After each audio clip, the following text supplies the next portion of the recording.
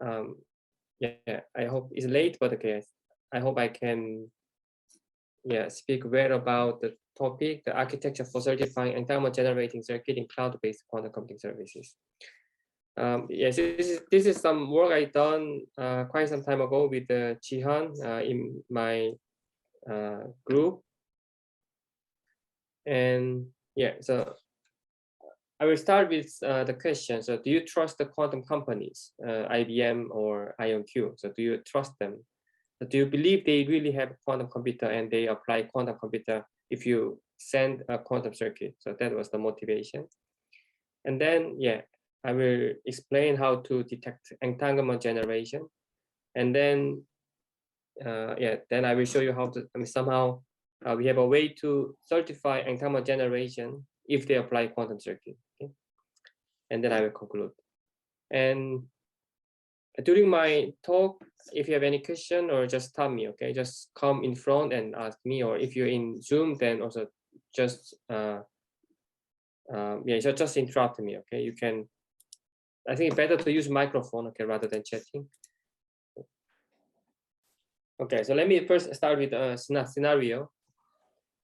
This is the user scenario of cloud-based quantum computing. So we are here. By the way, do you see my mouse here? Oh.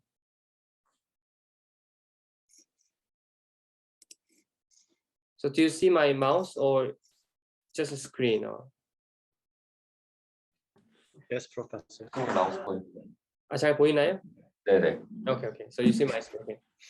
So here there's this is a user scenario. So we are here. So we use our say classical computer, and then we prepare our quantum circuit. So what we do is we send our design of our quantum circuit to a company. So cloud-based quantum computing service, first IBM-Q or IonQ, yeah.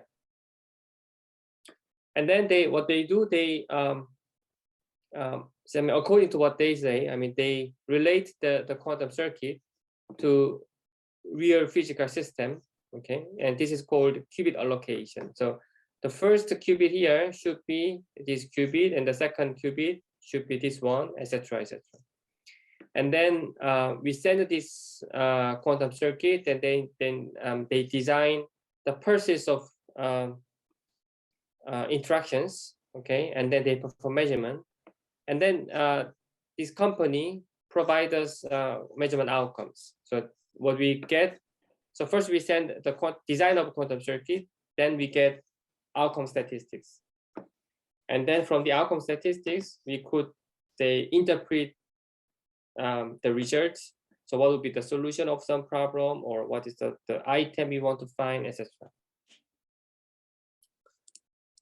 Okay, yeah, but I'm not sure if have you watched this this movie?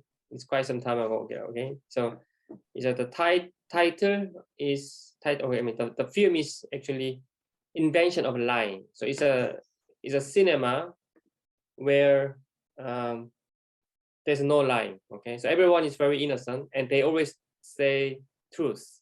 Okay, so for instance, okay, this is a Korean subtitle. Okay, so this is a scene where a woman and man, they have a date. Okay, and during the date, so during they chat on the table, and the girl got a phone from her friends and say, well, he's not very attractive. He's not wealthy. Okay, so she's very honest. Okay, she just frankly say her opinion to her friends. Okay, because there's no lying. Okay, and when they leave the place, okay, and then she honestly say, I'm not very happy with you. Okay, and the next one was a Korean subtitle. Okay, then she said to her the French son, okay, say, okay, your baby is so ugly.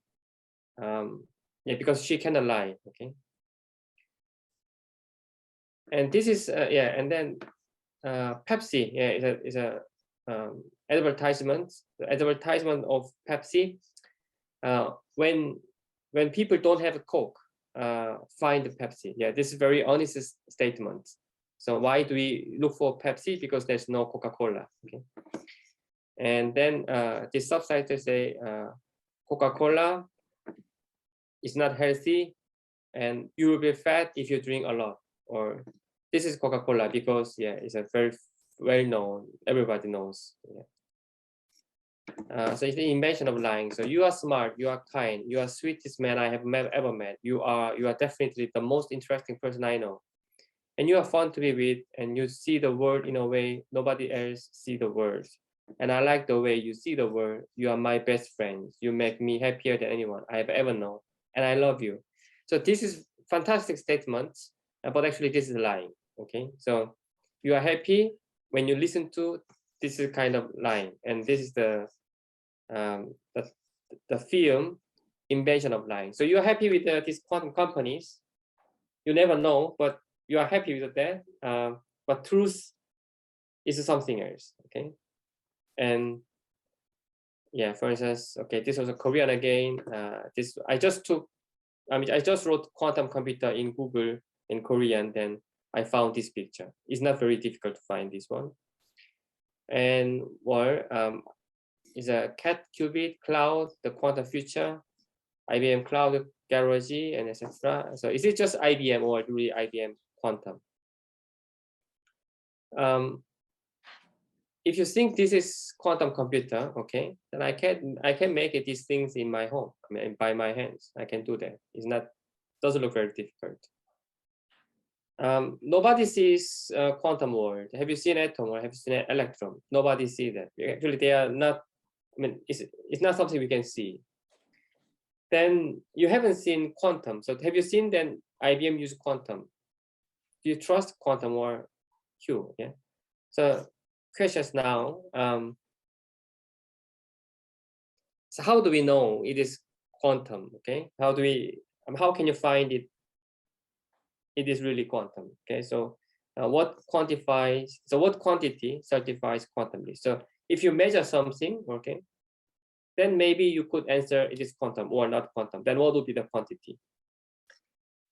The answer is not very easy. It's not simple because as soon as you have many particles, okay, many, and even if the single atoms, but if there are many, it comes to classical. And this is well known from the Adam Fester theory. And spin, if you open a textbook of quantum mechanics, say spin is something quantum, right? Why is it quantum? It is a degree of freedom one cannot have in classical, but in quantum systems. But the outcomes of system is just like 0 and 1, or plus or minus 1. This is simply like coins, okay? Then in the view of information, spin give you outcome 0 and 1, and coin give you 0 and 1. I mean, from the view of information, spin, there's no reason that I can see spin is a quantum quantity. So then detecting quantumness gives a certification. So if you measure some quantum quantities, then fine, this must be quantum, okay? So for instance, if you find that this device can solve or can factorize very large number, okay? Like, so basically, if this device factorize a very large number, then you could conclude, okay, I mean, this is not possible with the classical devices, but this device can do, and therefore the device must be quantum, okay? Or the device can find database search with a quadratic speedup. This is never possible in classical world, but this is possible in quantum. Then, you could conclude that this must be quantum. Okay, so then can you realize this kind of fantastic quantum algorithm with the IBM Q? And the answer is no, because I mean they already declare that the devices contain lots of noise. It's called the NISQ devices. So they already say by themselves then solving prime number factorization or database quantum searching will be possible in the future, not within 10 years, but some year much later. Okay, then given these conditions or circumstances, what would be the quantumness we could certify in these devices? So how do we know that they are quantum? Okay, then so this is my I mean this is the idea here. So let's try to certify entanglement, because entanglement exists in quantum systems but not in classical systems. So now the scenario, okay, and we design this circuit, okay, and the circuit has an interaction among 2 or 3 qubits, and it generates quantum interactions, and then it creates entangled states. So now I mean, just we make really assumption that suppose they have a quantum devices. So we trust that they run a quantum quantum device. Okay. Maybe that's the minimal. And if they run this device according to the law of quantum mechanics, then there must be entanglement. And if you detect entanglement, then okay, then we conclude they have a quantum circuit. Okay, and given that we trust that they use quantum devices, that's the goal of us. Okay. Okay, so then how can we detect entangled states? So the problem of detecting entangled state is the following. So there's a state preparation here. So the device, they keep generating the same quantum state, rho AB, tensor rho AB, rho AB. Okay. So the device, so these systems are from the same device and the same environment. So we assume that these states are identical and also independently disputed. So we can assume the states are IID. Okay. And we perform measurement, and from the measurement outcome, we could conclude is it separable or entangled. And that is the problem. So this is called separability problem. So given unknown quantum state, we don't know the state yet. And then we perform measurement, and we have to conclude if the state is entangled or separable. And or there are many scenarios. That the first strategy, maybe we use quantum memory and perform joint measurement, or and blah blah. But then the most feasible and realistic scenario is the last one, local measurement and classical communication. Why? If we have to apply joint measurement in this measurement device, okay, if there's a joint measurement in the measurement device, then that means we have to apply entangling operation in this measurement device. Okay, so to detect entanglement, we need another entangling operation. So and our entangling operation can also be noisy, and so we don't want it, and therefore we want to make it minimal. So what is the operations that do not create entanglement, which is a local measurement. So measurement on A system, B system independently and individually, and then a classical communication. So A and B, they perform measurement individually and respectively, and then they communicate, they talk to each other to collect the measurement outcome. Okay, and from that, we want to conclude if the state is entangled or separable.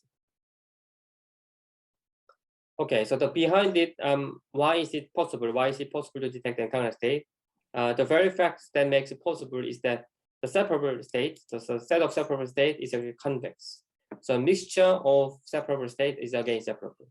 So they form a convex, and the entangled state will be outside. Okay, and then if the state is if an entangled state is outside, we can find a hyperplane that give you a separation between that entangled state from the set of separable states. So that was how it is possible to have entanglement detection.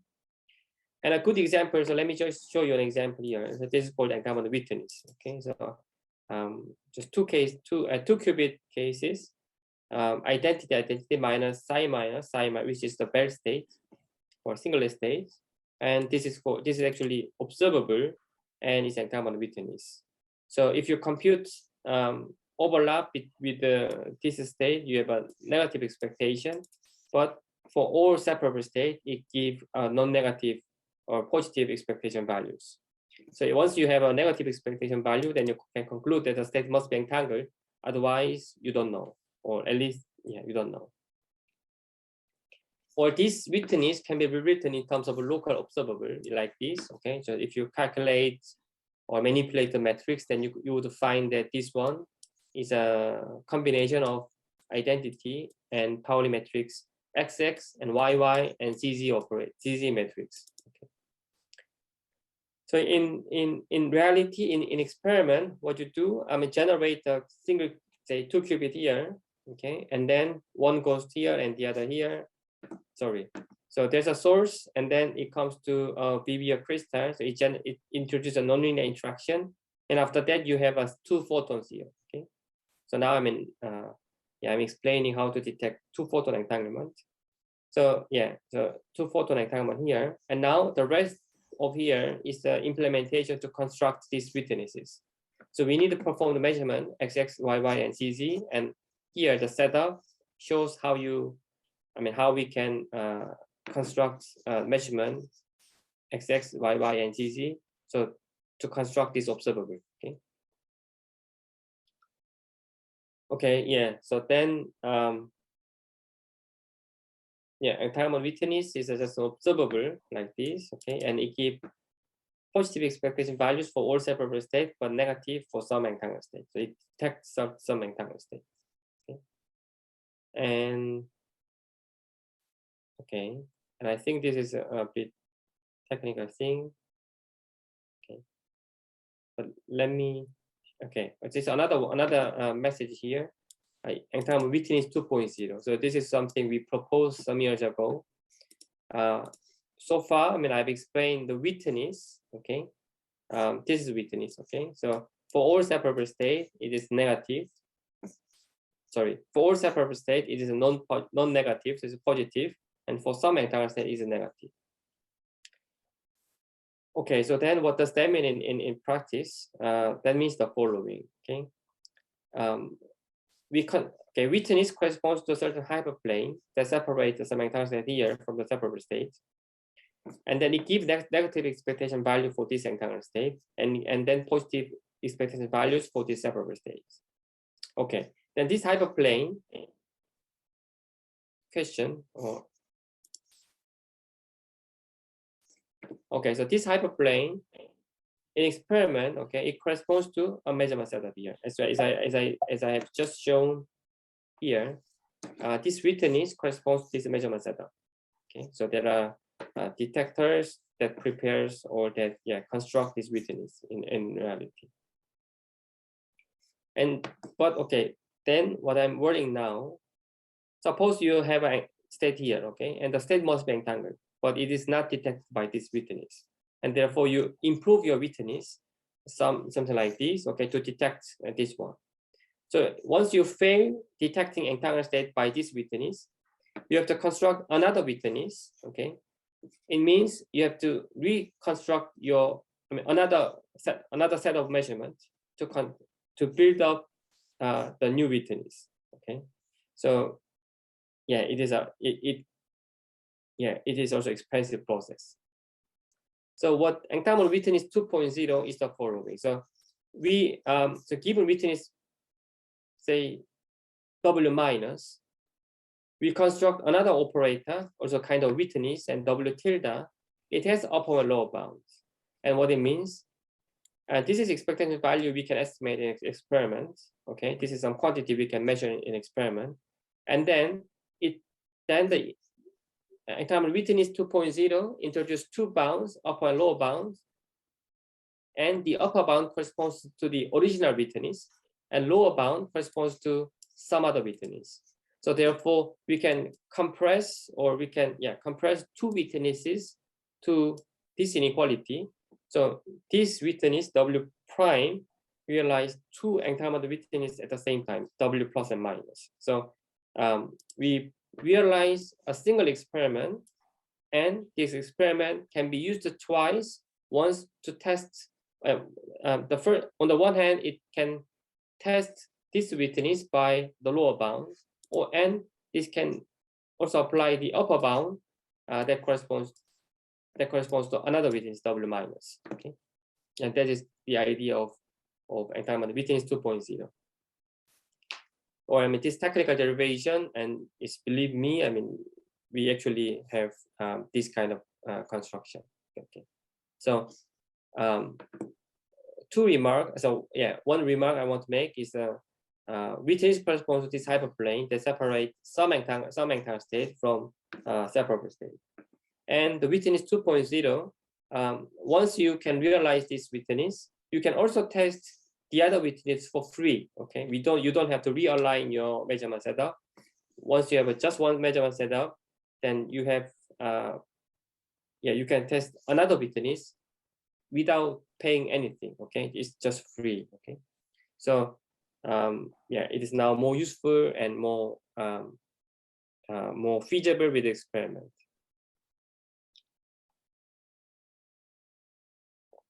Okay, then now is an example. So sorry, yeah, it's two witnesses, W plus and W minus, and both are witness. And the first one, W plus, can detect this kind of witness. Okay, it is also entangled state. It's a mixture of maximal entangled state with white noise. And the first W plus can detect this type of entangled state. And this one, W minus, is also bare state, also but different type of noise. And this one can detect this kind of states. And now I might construct W tilde that contain W plus and minus together. And I have a lower and upper bound. And this lower bound is equivalent to, if I remember where, this W, sorry, is a W minus, okay? And then the upper bound is equivalent to W and plus. Okay, so I've just explained the theory of entanglement detection. And now we want move to entanglement generating circuit, okay? Okay, so yeah, so this is the witness. I want to construct this one, okay? So this is W that I'm interested in. And the lower bound here, okay, 1/8. This detects, I think, W plus state here, okay? So W plus violate the lower bound, and therefore the lower bound can detect W plus, phi plus state, which is maximal entangled state. And upper bounds, 3/8, okay, for all separable state is satisfy this upper bound, and the upper bound is violated by psi minus state. So if you have a 1/2, then you conclude that, okay, the state must be psi minus, it's entangled. Okay, so we want, so these two bounds realize two entanglement witnesses like this, okay. Okay, so single setup, I've shown that this single setup corresponds to not only single entanglement witness, but also another one here, okay. So in the future, maybe we can open more boxes. So a single measurement setup can realize many entanglement witnesses. Okay, so then, okay, so entanglement witness is now useful. I mean, we apply entanglement witness to cloud-based quantum computing service, then maybe we can certify entanglement. But actually, entanglement witnesses do not work in cloud-based quantum computing service. Why? Okay, the reason I'm going to tell you is the following. So here, I mean, just the quantum experiment. Okay, now if you go to a laboratory, quantum laboratory, okay, so there's a pump laser, okay, and then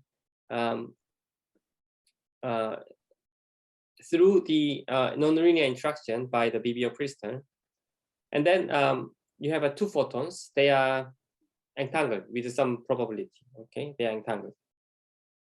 Okay, then you know that this photon and the other photon, they are identical, but you can label them. This the first photon and second photon. Okay, and then these two photons, they are entangled or not from the measurement outcome. Okay, so you can specify, well, this is my single system. There's another single system, and they are entangled.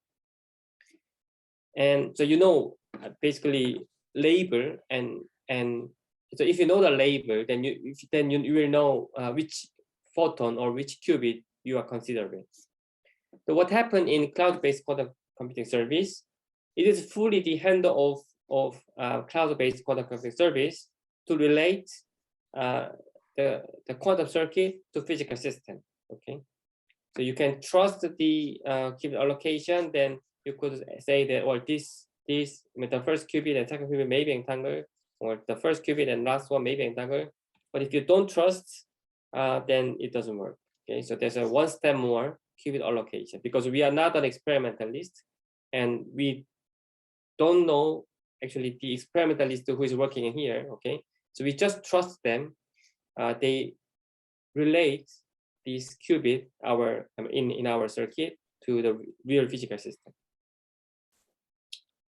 Okay, then why this qubit allocation is important? Yeah, so this setup, measurement setup, is an entanglement witness. Okay, so this witness is testing entanglement of these two photons or two qubits all the time. Okay, so the first one is detected by this system, and the second one is detected by this system, and then after that we get certain measurement outcome, and they talk to each other, and then we can conclude that these two qubits, okay, they are entangled or they don't have entanglement. This is something we do in usual laboratory or usual quantum laboratory, or if you trust the quantum allocation. If you fail, when the quantum allocation fails, okay, then sometimes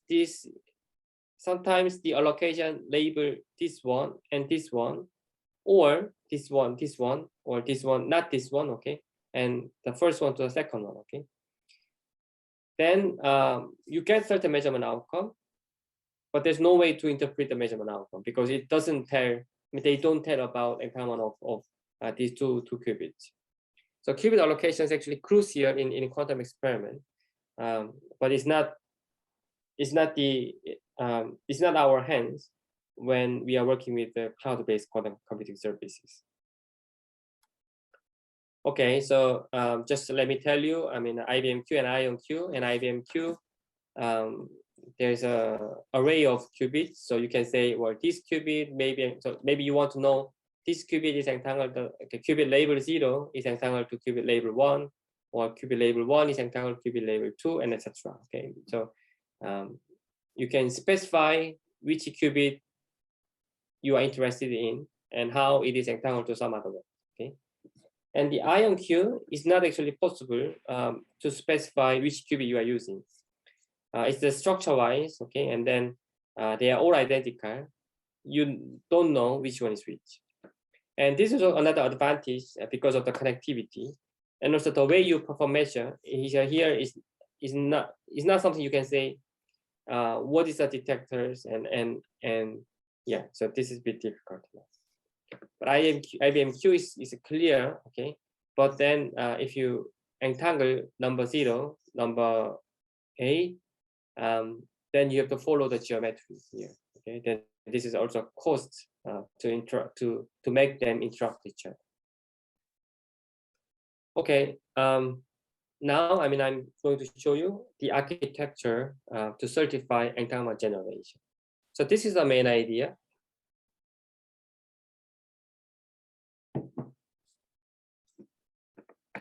So in quantum circuit, the languages that we always start from the 0 state, okay, the fixed one, and then yeah, so there's an operation, and then some operation U has been applied. Okay, so we suppose this is entanglement generating circuit. So we suppose that entanglement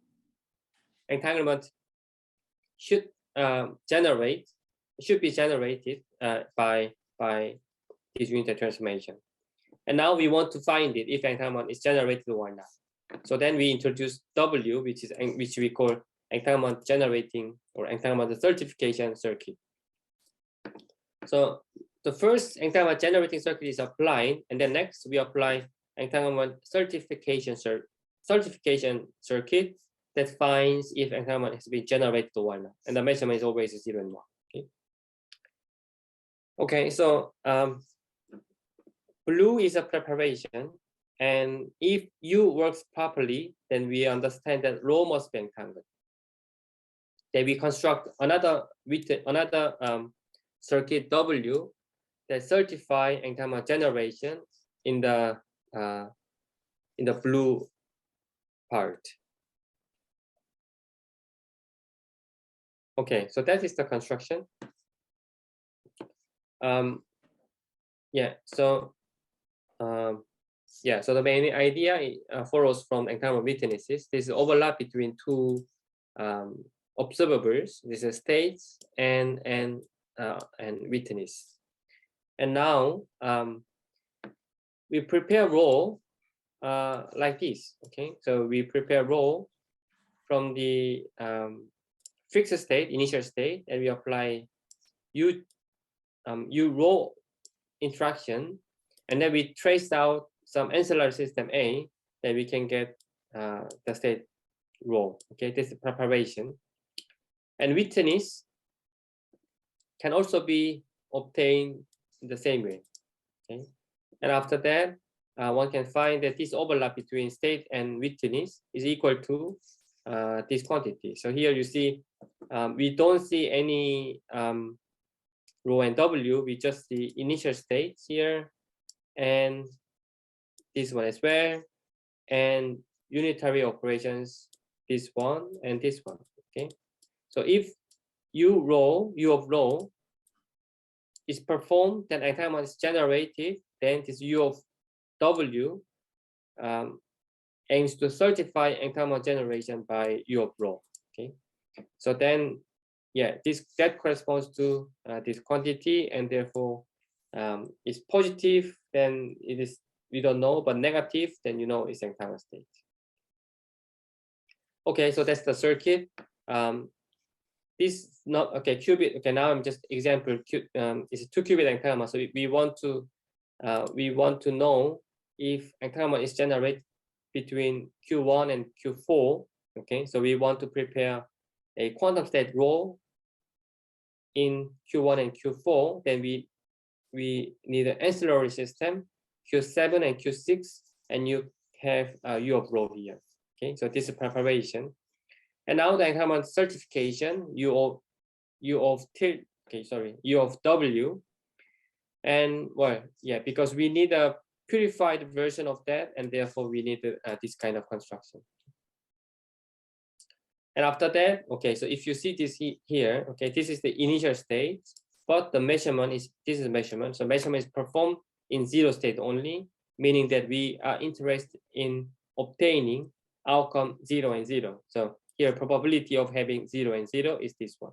Okay, so then here count this probability, and then that corresponds to this guy, and that's the whole structure.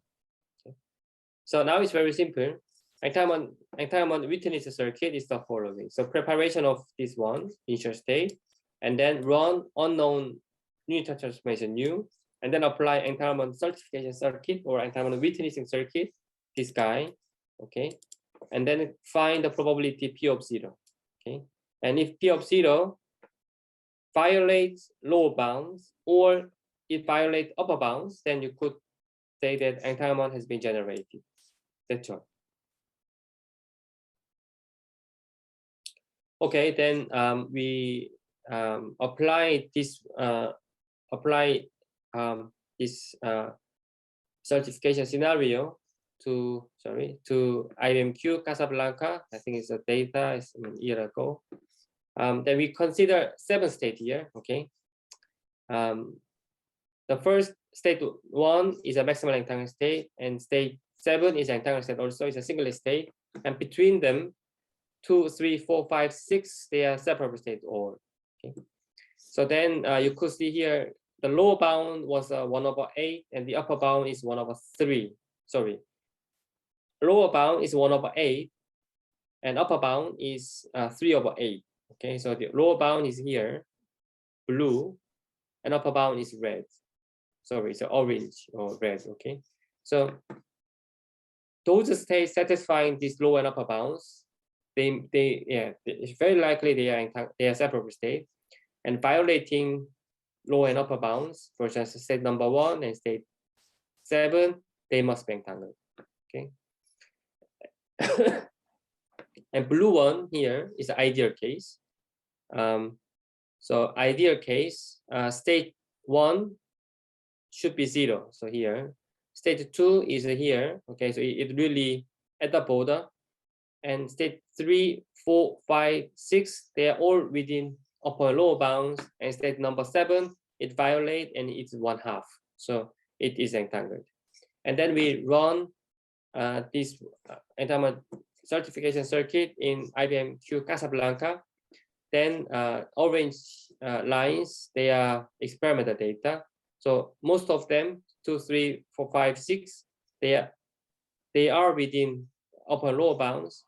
But if you see state number 1 definitely violate the lower bounds. So it is some value here.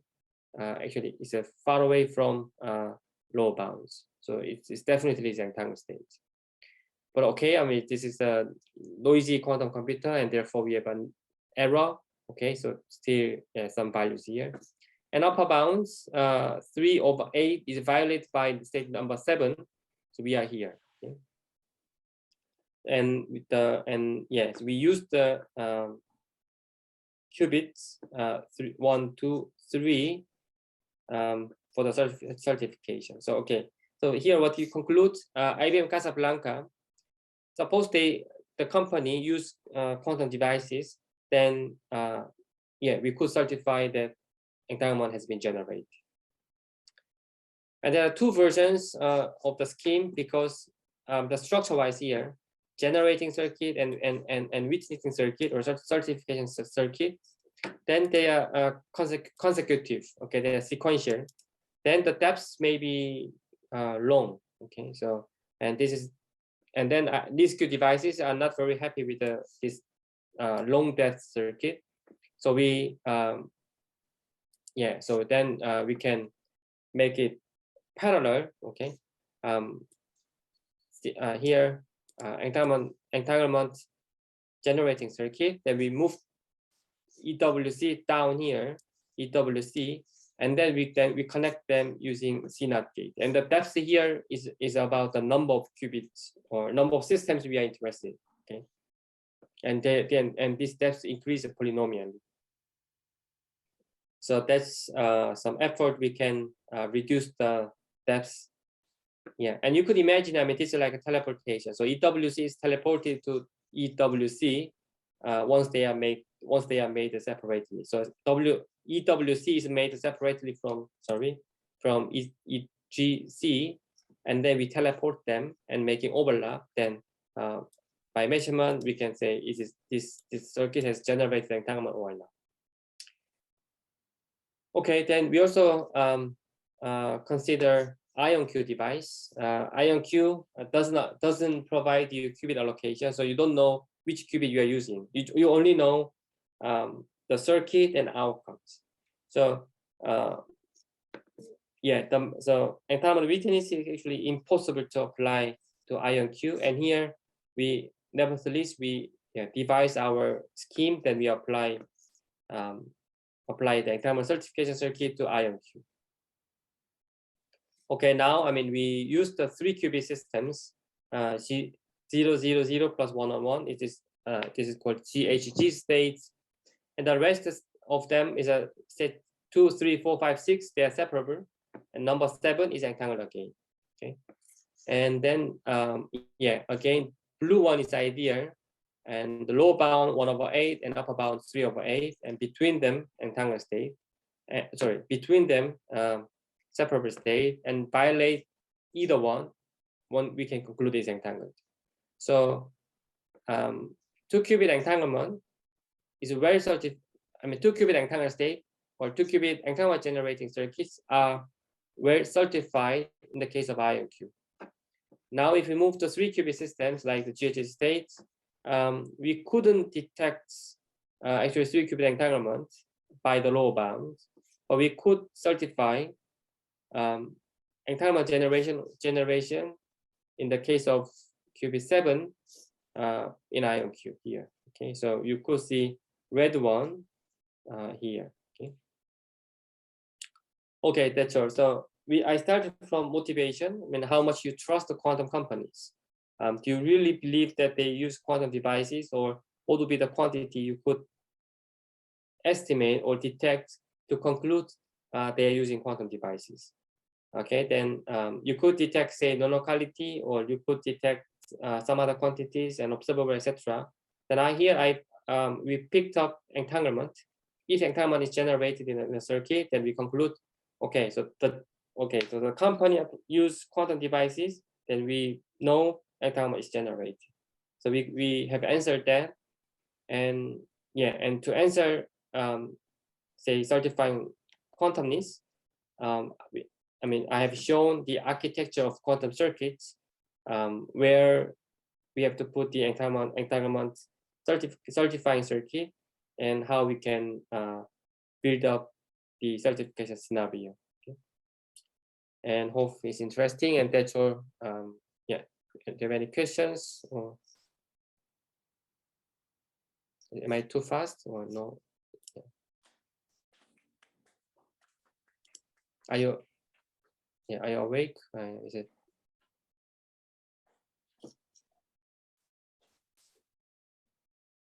Yeah, perhaps this is nice.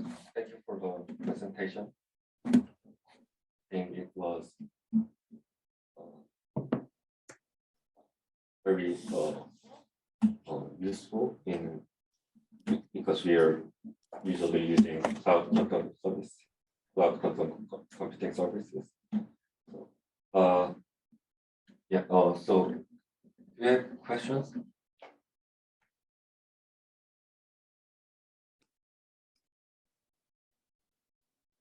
Okay. You have to come in front.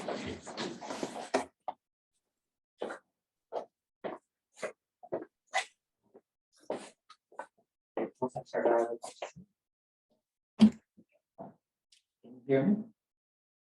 Yes, tell me. Yes.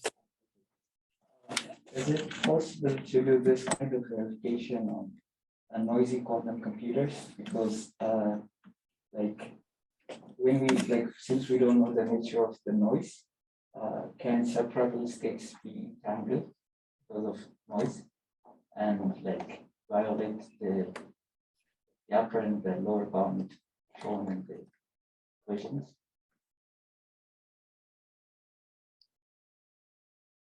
Can you say again, because there's some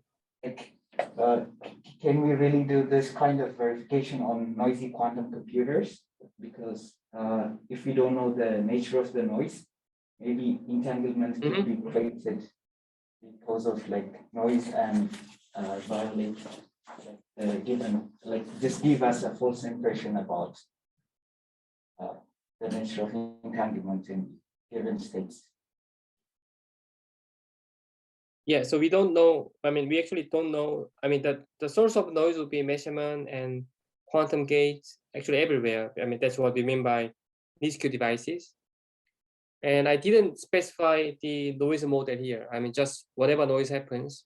And if entanglement is generated and it is detected, then we conclude that, okay, it must be quantum. But I'm not sure if I answered you, because I mean, I don't hear you very well, but I think I can hear your voice, but maybe, I mean, I don't know, can you be closer to my the verification on IBM and INT devices.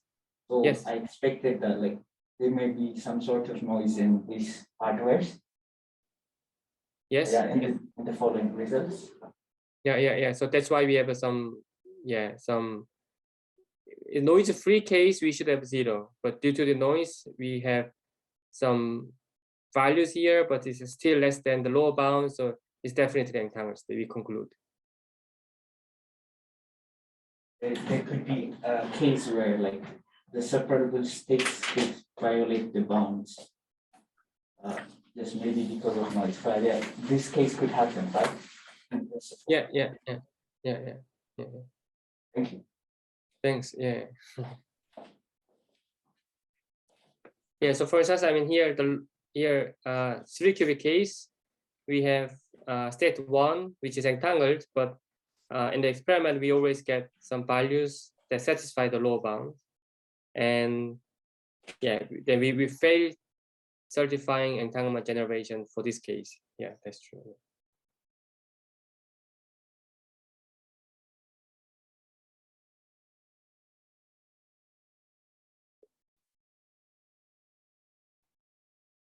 Well, I think you can speak Korean here, because actually, yeah, we can interact anyway.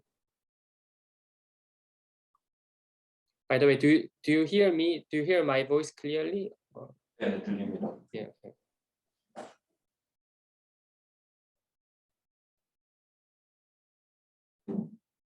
저도 한국어로 지금 하겠습니다. 네. 네, 인텔리먼트 위트니스 서킷이랑 제너레이션 서킷이 있는데, 제너레이션 서킷은 그렇다 쳐도 인텔리먼트 위트니스 서킷 디자인을 어떻게 하는지 알 수 있을까요?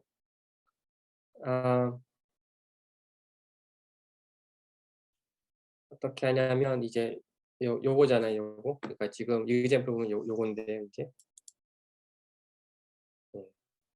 요걸 만드는 건데 이걸 어떻게 만드냐면 옆에 엔슬라를 하나 붙이면 요 자체는 못하죠. 왜냐면은 이 자체를 하려면은 요거 하나 해야 되고 이거 하나 해야 되고 요거 하나 해야 되고 따로따로 하면은 큐빗 알로케이션이 이제 할 때마다 큐빗 알로케이션이 똑같은 큐빗이 돼야 된다고 가정해야 되는데 그게 달라질 수 있으면은 아까 전에 보여줬던 대로 이게 매칭이 안 되면은 이게 결론을 못 내리기 때문에 이런 일이 사실 아이온큐는 이런 일이 생기는지 안 생기는지 알 수가 없어요.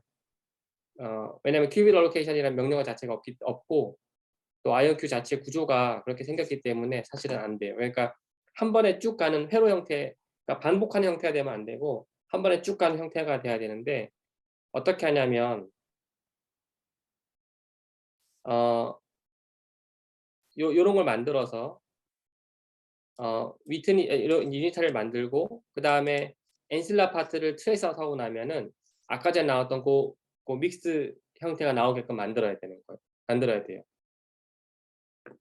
그러니까 아까 전에 어떻게 돼 있지? 한번 해볼까? 잠깐만.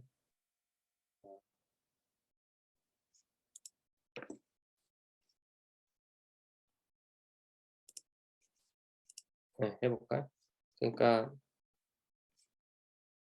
아까 전에 예를 들어서 그런 게 있었다고 하면 여기에 00 01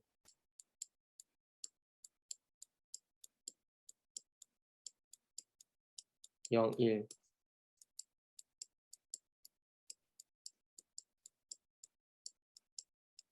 이런 게 있어야 되는 거죠. 그러면은 이제 요거 그러니까 엔실라 파트를 다 트레이스 하고 나면은 이제 요거와 이거와 이거의 믹스처가 되는 이제 위트니스를 만들 수 있는 거니까 그래서 어떻게 하냐면 요거는 전체 U에 00 앞에 거 두 개는 시스템 파트고 두 개 뒤에는 엔실라 파트고요. 여기 엔실라 파트고 여기 시스템 파트고 네.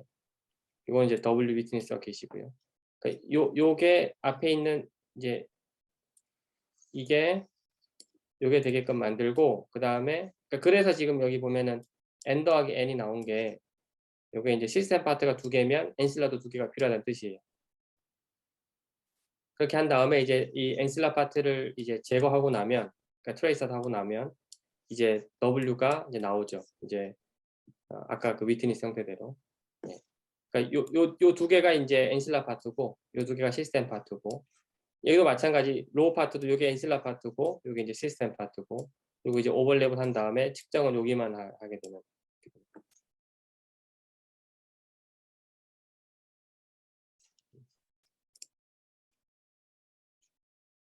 이걸 바꿀까? 네. 답이 됐나요? 혹시 뭐 다른 질문 있을까요?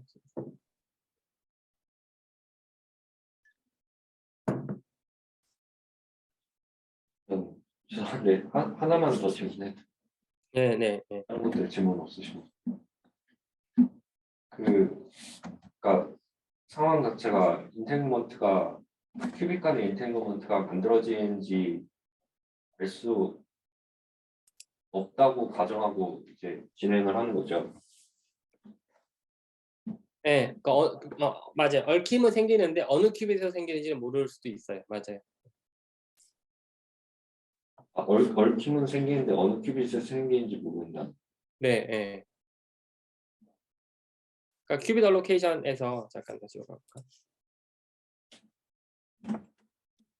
그러니까 지금 회로를 쓰게 되면 지금 우리가 디자인한 걸 쓰게 되면 이제 아래 상황은 안 되고 위에 상황이 되는 거는 맞는데 맞지만 얘 매칭된 게 어느 큐빗인지는 모르는 거죠. 그러니까 아이온큐 같으면은 이제 매칭된 게 뭐 이거 두 개가 됐는지 아니면 여기서 뭐 이렇게 두 개 됐는지 그걸 모르니까 이제 그거는 얘기를 못 하지만 어쨌든 이 중에 뭐 두 개의 얽힘이 나온 거는 맞다. 이제 그 얘기는 얘기할 수 있죠.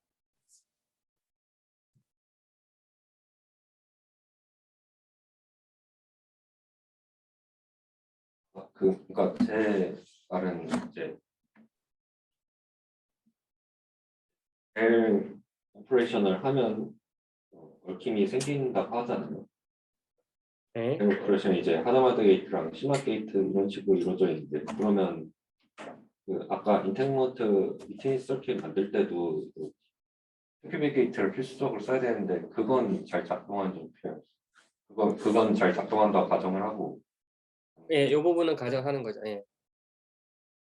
가정을 하는데 이제 지금도 좋은 질문이에요. 사실 뭐냐면 얘도 잡음이 섞일 수 있고 뭐 얘는 뭐 원래 주어진 거고 모르는 거니까 얘가 지금 잡음이 주어질 수 있는데 얘가 잡음이 주어지는 게 이제 두 가지 가능성을 줄 수가 있어요. 얽힘을 디텍트 할 수 있는데 못하게 될 수도 있고 얽힘이 없는 거를 얽힘이 있다고 이제 거짓 보고할 수도 있고요. 근데 얘의 잡음이 섞이면 두 번째 가능성은 없어요. 그러니까 세퍼러블을 얽힘이라고 얘기할 수 있는 가능성은 없고 얽힘을 디텍트 못할 수도 있어요. 그러니까 어쨌든 간에 얘가 노이즈가 있다 하더라도 얽힘이 있다고 보고가 되면 얽힘이 있는 건 당연히 있을 수밖에 없는 거예요.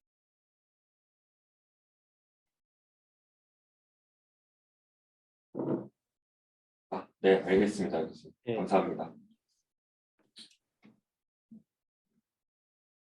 So, if you don't have any more questions, any more further questions, let's thank Professor Beck for presenting the presentation.